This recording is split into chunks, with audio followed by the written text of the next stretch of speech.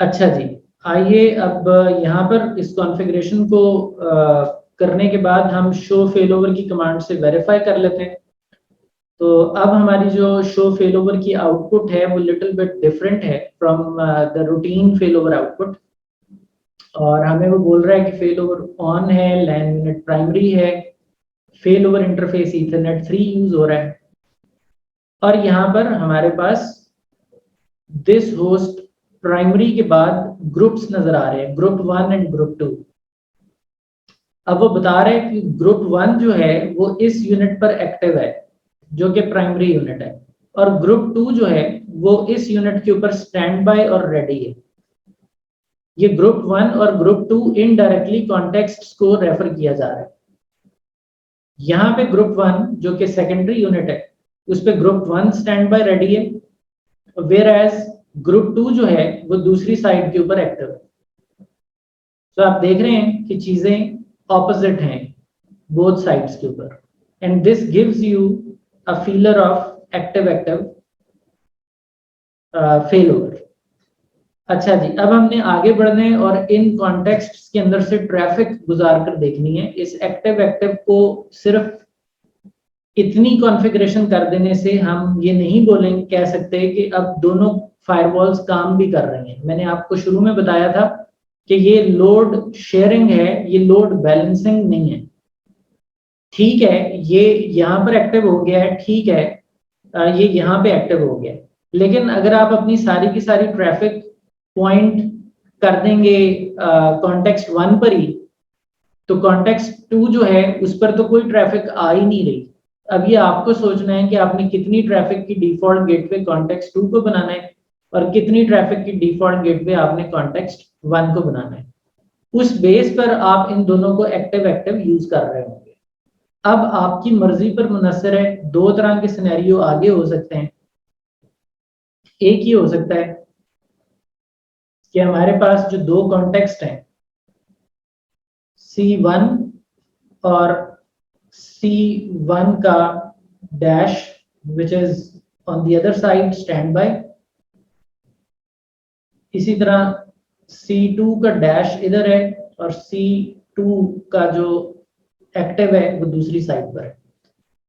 अब हम हमारी मर्जी पर मुनसर है कि हमने ये जो इंटरफेसेस हैं इनके, उनको कॉमन ब्रॉडकास्ट डोमेन में रखना है या डिफरेंट ब्रॉडकास्ट डोमेन में रखना है। अगर हम इनको कॉमन ब्रॉडकास्ट डोमेन में रख देंगे, for example they all belong to one subnet,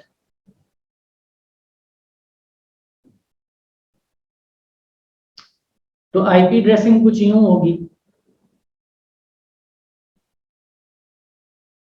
this is 192.168.1.0/24, let's say 192.168.2.0/24, let's say, और इधर हमने आईपी दे दिया .1, इसके ऑपोजिट साइड के ऊपर आ गया .2,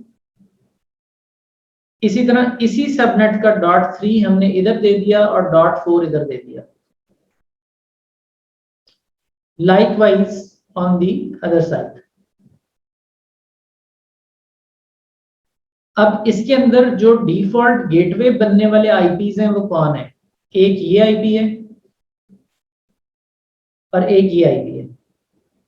दे can act as a default gateway for this particular local area. इसी तरह इधर का ये आईपी है और इधर का ये आईपी है। अब लेट्स से मेरे पास यहाँ पे एक पीसी है, इसको मैं आईपी देता हूँ 192.168.1.10। इसकी डिफॉल्ट गेटवे हम कर देते हैं 192.168.1.1।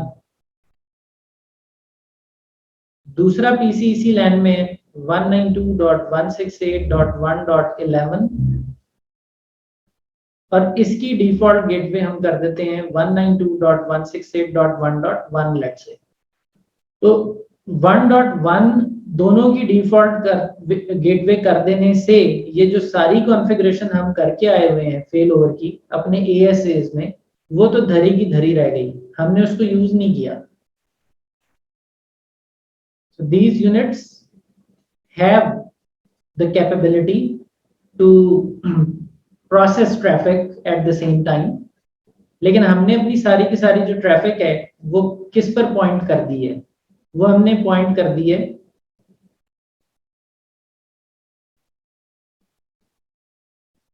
इसकी भी डिफॉल्ट गेटवे 1 है, लिहाजा ये सारी की सारी ट्रैफिक इस ऐसे कॉन्टेक्स्ट से गुजारेगा। इसकी डिफॉल्ट गेटवे भी .1 कर दी है, लिहाजा ये भी इसी कॉन्टेक्स्ट से अपनी ट्रैफिक गुजारेगा। हालांकि C2 प्रोसेस कर सकता था ट्रैफिक को, लेकिन हमने C2 की डिफॉल्ट गेटवे दी ही नहीं है अपनी मशीन्स पे। तो ये है जहां पे अब आपने इस कॉन्फ़िगरेशन को जो हमने ASA में की है उसको इस्तेमाल भी करना है, उस पर पॉइंट भी करनी है मशीन्स, उसको ज़ेरे इस्तेमाल भी लाना है। ये आप पर अब डिपेंड करता है बीइंग एडमिनिस्ट्रेटर।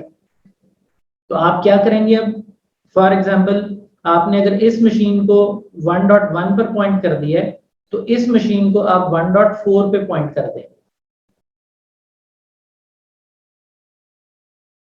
तो नतीजतन इसकी ट्रैफिक यहां से जा रही होगी। अब इन केस ये वाला कॉन्टेक्स्ट डाउन हो जाता है, दिस कॉन्टेक्स्ट गोज डाउन, तो ऑब्वियसली इसका .1 IP इज गॉन। इस कॉन्टेक्स्ट पर .1 अब रिस्पॉन्ड नहीं कर रहा, लेकिन कॉन्टेक्स्ट 1 का जो .2 है ये अब थोड़ी देर के लिए डैम्पन हो जाएगा और यहाँ .1 जो है वो अपनी सर्विस स्टार्ट कर देगा। Remember that stand by command हम देते हैं IP एड्रेस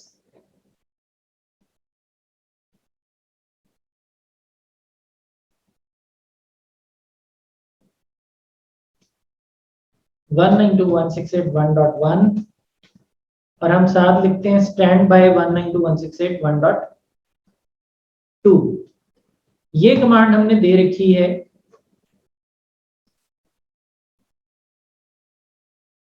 ये कमांड हमने इस कॉन्टेक्स्ट में दे रखी है, जाहिर है, और इस कमांड को हम पहले पढ़ चुके हैं। इसका ये हिस्सा ये बोलता है कि जब आप एक्टिव हो तो आपका ये IP है और जब आप एक्टिव नहीं हो तो आप इस IP पर चले जाओगे, आप .1 पर रिस्पॉन्ड नहीं करोगे। सो नॉर्मल सर्कमस्टांसेस में, और यही कमांड दोनों पर चल रही है और यही कमांड इस कॉन्टेक्स्ट में भी चल रही है। तो नॉर्मल सर्कमस्टांसेस में C1 ने .1 का अलम उठा लिया था और C1 डैश ने .2 का अलम उठा लिया था,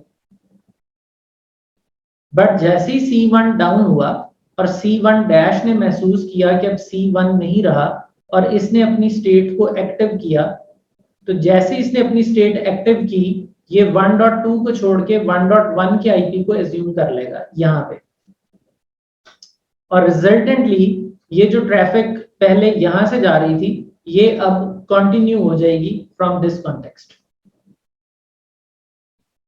so with in the context अगर आप देखें तो ये एक्टिव स्टैंड बाय ही है, बट सॉर्ट ऑफ हमने वाइस वर्सा कर दिया है कि इधर वाला एक्टिव और इधर वाला काउंटर पार्ट स्टैंड बाय, इसका इधर वाला एक्टिव और उसका दूसरा काउंटर पार्ट जो प्राइमरी में है वो stand by, and in case of failure vice versa will become active। but इसको एक्टिवली यूज करना this is up to you, ये आप जो एंड नोड्स हैं उनकी जो डिफॉल्ट गेटवे सेट करेंगे ये उस पर डिपेंड करता है। यहां तक कोई कंफ्यूजन?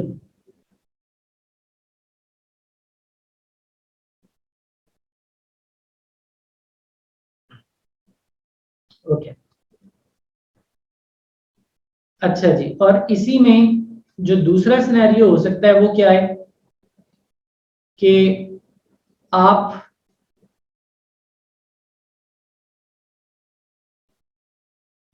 कॉन्टेक्स्ट C1 और जो C1 का डैश है ये एक अलहदा लाइन बना लें, इसी तरह कॉन्टेक्स्ट C2 डैश और कॉन्टेक्स्ट C2 इसका एक अलहदा लाइन बना लें।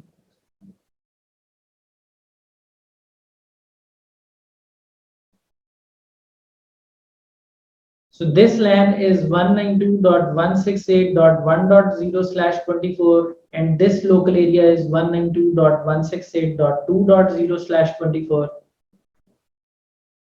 अब आप अपने PCs को अकॉर्डिंगली पॉइंट कर लें। जो PC इसमें है वो उसके .1 को अपनी डिफॉल्ट गेटवे मान ले।